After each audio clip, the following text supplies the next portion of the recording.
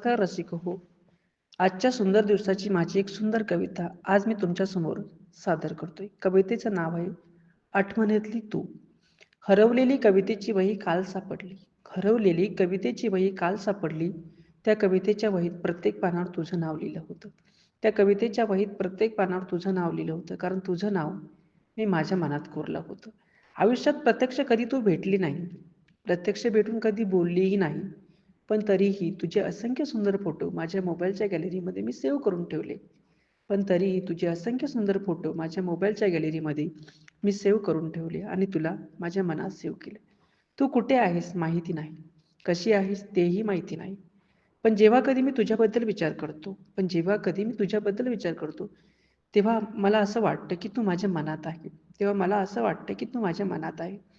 माझ्या मनातली एक सुंदर राजकुमारी तू आहे, जिची मी आयुष्यभर वाट पाहत राहील.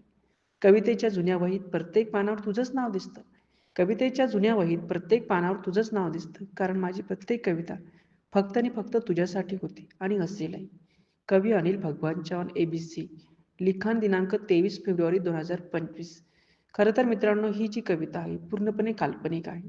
लेखकाच्या वैयक्तिक आयुष्याशी या कवितेचा कसलाही संबंध वाचकांनी जोडू नये. ही कविता फक्त लोकांचं मनोरंजन करण्यासाठी आहे.